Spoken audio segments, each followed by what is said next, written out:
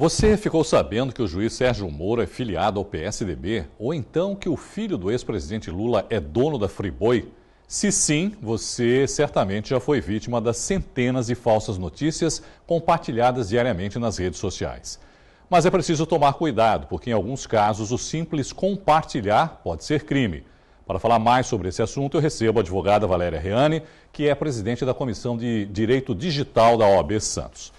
Valéria, boa noite, obrigado por participar conosco aqui do Caderno Regional. Boa noite, Irineu. As fake news ficaram famosas aí também agora durante a campanha do Trump lá nos Estados Unidos, né? Mas já existiam fake news antes do Trump, não é verdade, Valéria? Sim, as notícias falsas não são de hoje, né? É interessante se falar em notícias falsas, é a mentira, né? Por trás de uma notícia falsa tem uma mentira.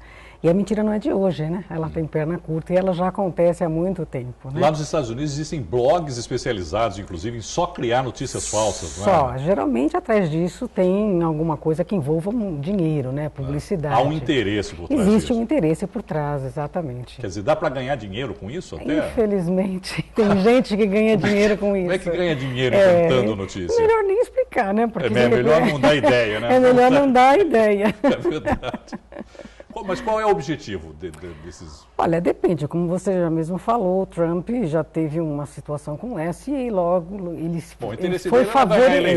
foi favorecido. Depreciar a imagem da candidata concorrente e de alguma maneira favorecê-lo. Foi favorecido por conta disso. Daí a razão de vir essas palavras difíceis, a pós-verdade, né? Assim como foi a questão da baleia azul, que nasceu também de uma grande mentira e virou uma grande verdade depois, né? Que até hoje ainda é questionável. Mas, de qualquer forma, é um alerta para que a gente fique atento às responsabilidades que se deve ter dentro do ambiente digital. Agora, são situações perigosas, né? Nós tivemos o exemplo, por exemplo, agora há pouco tempo no Guarujá, né, de um retrato falado de uma senhora que era sequestradora de crianças, que acabou sendo agredida e veio a falecer, inclusive, essa pessoa. Quer dizer, é perigoso esse tipo de comportamento, né?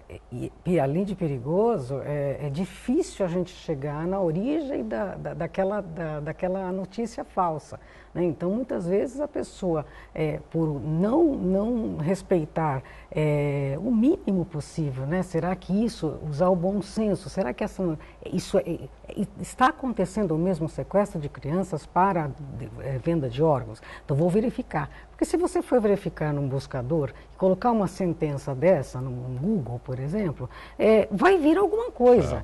E aí você já se certifica de que a notícia... Mas não é um hábito, lamentavelmente, das pessoas hoje em dia, porque as pessoas me parece que partem hoje do princípio do seguinte: está publicado na rede, é verdade. Exato. Ninguém se preocupa mais em se certificar se aquela informação realmente tem algum fundo de verdade, pelo menos, não é? Então, a grande verdade é que a rede social virou um grande jornal. É verdade. Né? Então, ninguém mais vai... as pessoas estão alienadas, o usuário alienado e ansioso.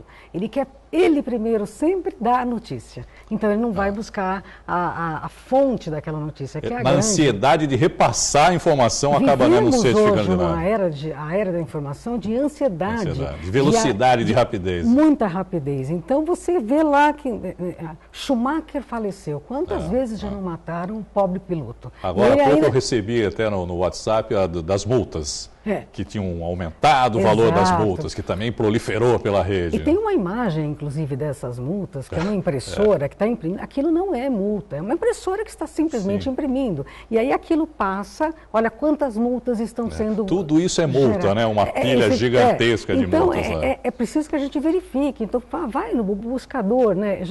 Hoje em dia não se vai nem em biblioteca, não se vai... Já que usa tanto o buscador do Google, vai lá, vamos ver. Então, está na rede social, aparece lá alguma coisa, é estranha, ela está alarmante, ela tem uma característica, já está com português meio escrito, uma concordância, meio, desconfia. Já começa a ficar desconfiado. Então sai da rede social e vai para um buscador e põe. Você vai notar que não vai ter nada naquele aspecto. Ou se basear também em sites que de alguma maneira já têm um certo nome, que são reconhecidos. Oficial. Terra, UOL, sei lá, sim, esses ou por sites exemplo, de notícia, por exemplo. exemplo. Campinas teve o problema lá de emprego que o CEPAT estava anunciando, é uma meia-verdade. Realmente ele anunciou, mas não era aquela quantidade de empregos. E numa crise dessa, você pega uma informação no WhatsApp, por exemplo, você já acredita naquilo, já repassa, e esse compartilhamento é que cria esse... E é muito grande esse comportamento, né, Valéria? É rápido demais, né?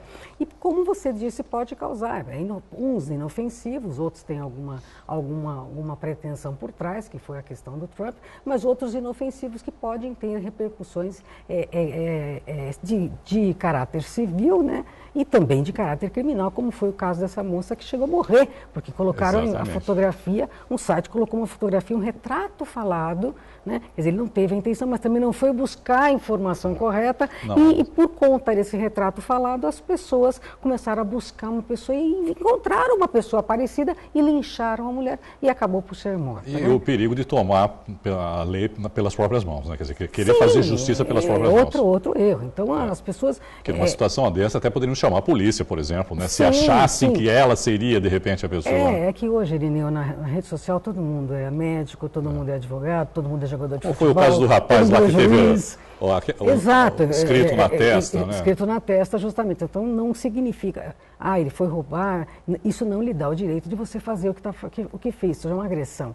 E ainda existem pessoas que falam que, por conta das políticas públicas não estarem garantindo a segurança, então aquilo é correto. Não é correto, senão o país vira uma bagunça. Não, aí não. Né? Quem é responsabilizado nesse caso? Olha, quem publica, quem compartilha, os dois são responsabilizados? Os dois são responsabilizados. Quem publica e quem compartilha. E quem compartilha. Por isso que a gente geralmente fala, é muito difícil, é um desafio, tanto para a polícia como para nós mesmos definirmos se é verdade ou se não é. Então a cautela pensa e vai buscar. Porque se você compartilhar aquilo, porque é o primeiro a compartilhar, você pode estar compartilhando uma coisa que é inofensiva ou pode estar compartilhando alguma coisa que pode causar um dano muito grave. Né? Então, quem é responsável? Os dois. Então, Mas tem como efetivamente identificar essas pessoas? Sim, sempre tem como. Existe uma dificuldade porque tem que ser, quando a gente está falando em direito digital, é tudo muito para ontem, né? Então nós advogamos rede essa social, área. E agora a gente vê constantemente o problema que nem por exemplo, o WhatsApp, que se recusa a dar qualquer tipo de informação, que alega inclusive que não tem essa informação.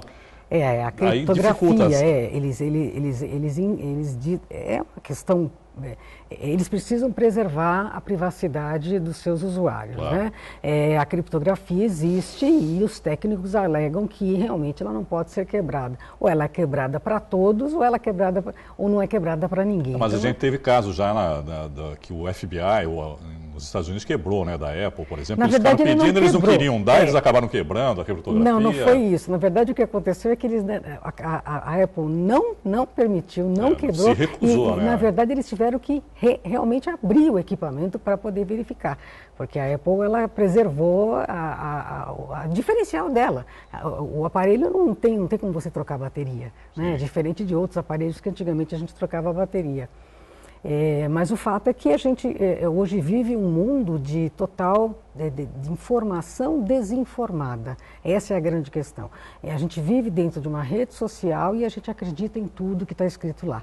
Quais seriam as penas, nesse caso, para as pessoas, a partir do momento que elas forem identificadas? Aí vai variar, depende. Se por acaso for caracterizado um crime, pode ser uma injúria, pode ser uma calúnia, pode ser uma difamação. Uhum. No caso dessa senhora, por exemplo, que foi linchada, a coisa é muito mais grave. Porque levou à morte de uma pessoa. Levou à morte, ela foi linchada em muitas pessoas. Então envolve questões muito delicadas. As pessoas hoje vivem um mundo de intransigência. Então as penas podem variar. E a internet não é uma terra sem lei. Existe a legislação setorial, que é o Código Penal, o Código de Processo Penal, o Código Civil, o Código de Processo Civil, a Vara de Família. Nós temos o cyberbullying, que é o bullying dentro do ambiente virtual. Então, como que a gente pode lidar com esses conflitos? As legislações estão aí para que nós possamos utilizar. O que a gente precisa, na verdade, Irineu, é lutar um pouco mais pela educação digital. E a educação digital não é para criança, é para todo mundo, para todos os usuários, para todos nós. Desde a nossa, nós temos que ter responsabilidade no uso das redes sociais, desde o ambiente familiar ao ambiente de trabalho e ao ambiente esportivo, ao ambiente e não entrarmos em conflitos por causa de comentários dentro de uma rede social. Esse é o grande... Porque a sensação hoje é que todo mundo é gerador de notícias, todo mundo é comentarista, todo mundo é jornalista, todo mundo faz tudo hoje, né? Todo mundo é médico, todo mundo é advogado, todo mundo é tudo na rede, né, hoje. É que todo mundo porque a gente vê lá altas discussões, né, sobre determinados assuntos que eu fico meio assustado até de vez em quando, falo, nossa, mas... eu não entendo nada disso, não é minha especialidade. Eu vejo gente dando opinião a respeito de tudo hoje na rede social. Quanto mais se dá opinião naquele pequeno item, mais ele cria uma força, mais ele vai lá para o feed de notícias, que a gente chama para o timeline, né? E cria aquela... E aquilo vai cada vez piorando e as pessoas brigando. Temos um caso no escritório, inclusive, que um era vizinho do outro. E não suportavam o cachorro do outro. E eles se degladiavam via rede social. Nossa. E depois os efeitos, os reflexos disso foi uma grande briga, onde um quase matou o cachorro do outro. Então, o que acontece dentro do ambiente digital tem reflexo completamente no ambiente real. Porque é lá que você vai cometer injúria, a difamação, e lá que você vai ter que acabar pagando pelo que você deixou de ter responsabilidade. Doutora Valéria Reana, muito obrigado, viu, pela entrevista. Eu que agradeço. Uma boa noite. Educação digital é uma coisa que a gente tem que fazer sempre. E precisa dar mais visibilidade de que as pessoas realmente estão correndo risco de serem punidas, processadas e responderem pelos atos que cometem nas redes sociais. Exatamente, exatamente. Obrigado, muito obrigada.